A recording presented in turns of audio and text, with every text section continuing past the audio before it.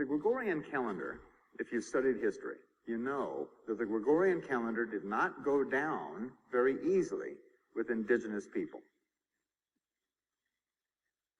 The Gregorian calendar went out with the Spanish and with the Catholic bishops, and they conquered lands and then told people what day it was.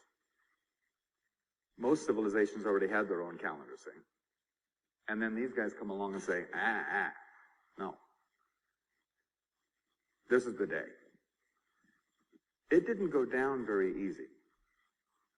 They had to kill millions and millions of people to get them to follow this Gregorian calendar.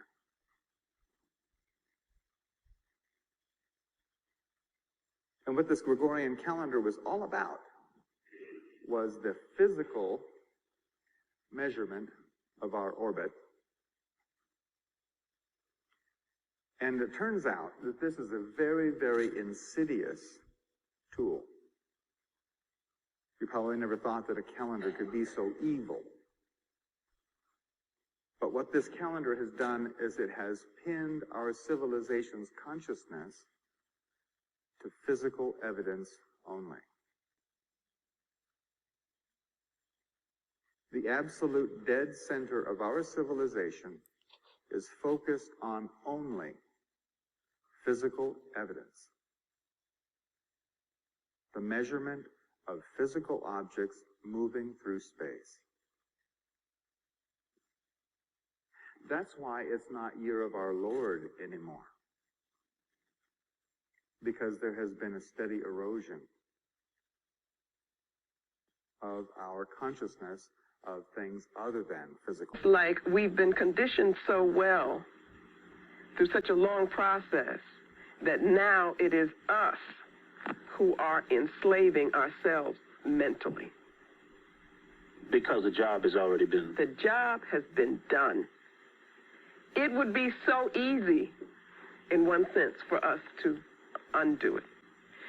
Because the way the system of European control works is that you have to accept a concept of reality which makes them superior. If you deny that, their thing will not work, and they will lose their control. So that they put all of this energy into establishing the system that begins when you're 3, 4, and so forth, which defines reality in such a way where there's no spirit, because they aren't a spiritual people, you see, which talks about this objective truth and so forth, which says that African spirituality represents backwardness, so you need to move away from it. It does all of these things which make you as an African person, me as an African person, us distrust the very part of ourselves, which is our strength.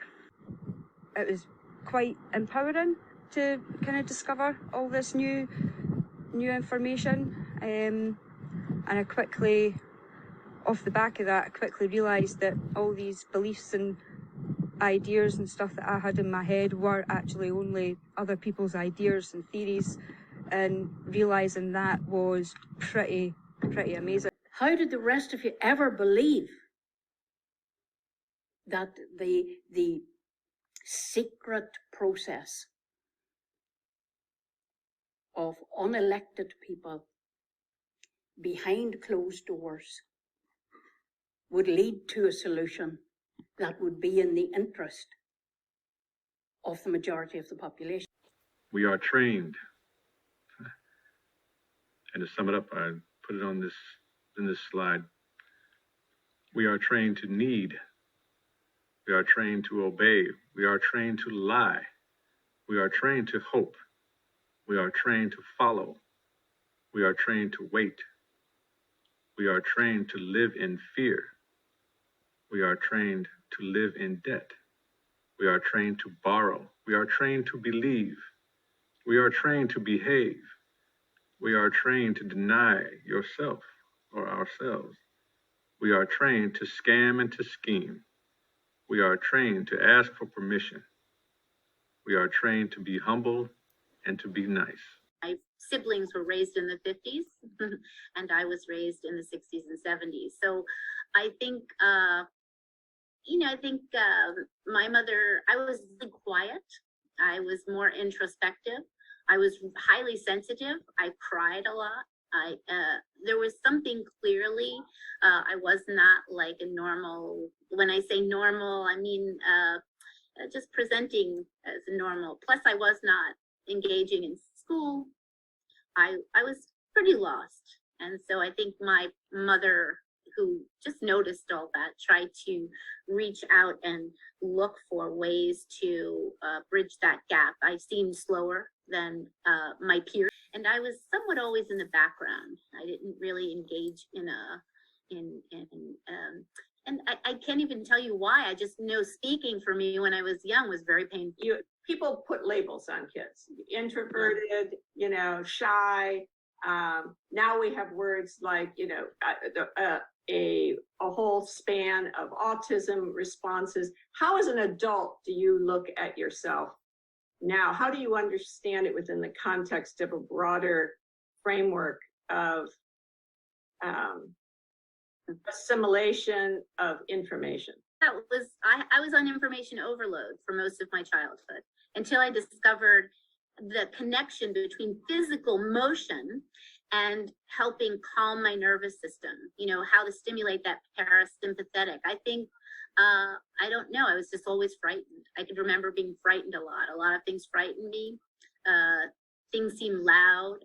And so it was clearly I had a sensory difference, and back then it wasn't really identified, as anything. They were, I was looked at as a behavior problem, actually. Yeah, and that's important to hear, because a lot of children are defined that way when in fact it is really sensory overload. Yes. That's right. And so I had sensory overload a lot, and especially in school when I had to sit still and be in a classroom for many hours when I really wanted to be outside playing, of course. But I think that that's perceived in the adult world as being not cooperative. And there was just no way to kind of calm me or discipline me. My brain just didn't respond in a normal way. So what does that mean to you? Your brain went live. I don't know. I became interested in things. I began to read for like, not because it was school assigned. I began to see things as tools for learning, and I saw that learning as deepening my nature as a human being. I can't describe like what I was like before. I felt like a lump being pushed around by, school activities and parents. And, when you're a kid, you get shuffled around a lot.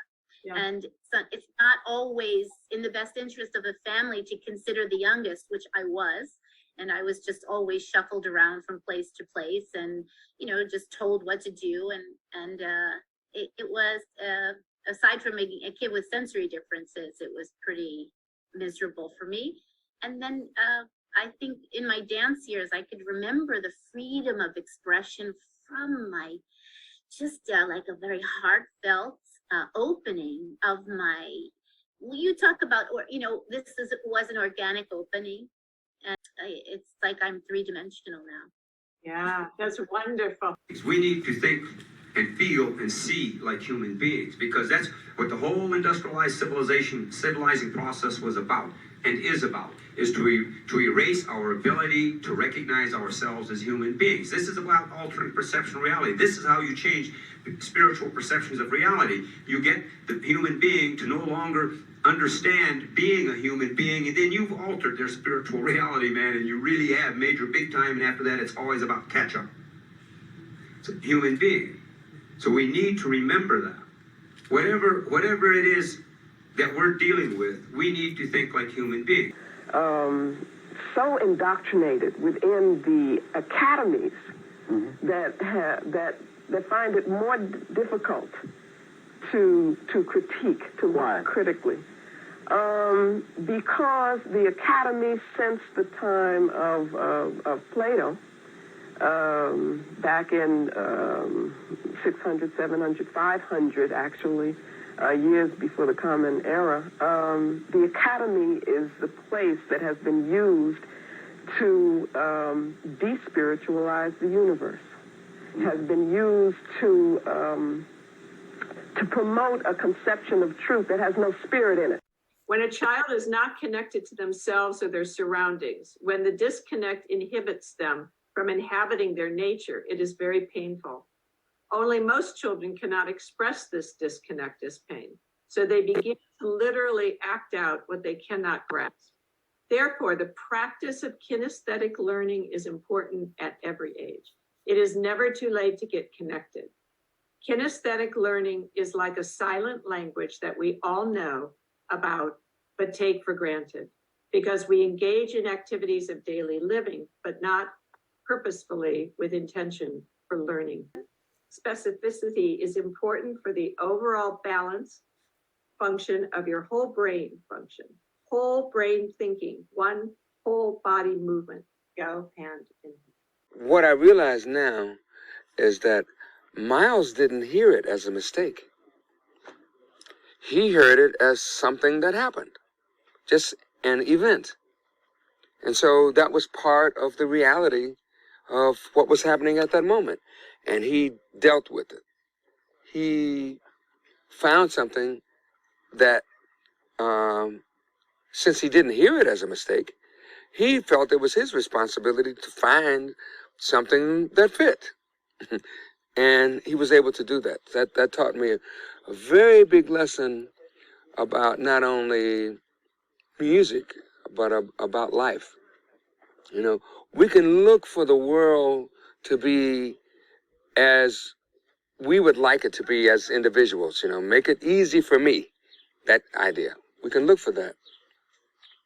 But I think the important thing is that we grow. And the only way we can grow is to have a mind that's open enough to be able to accept situations, to be able to experience situations as they are and turn them into medicine, turn poison into medicine. Take whatever situation you have and make something constructive happen with it. That's what I learned from that situation with Miles.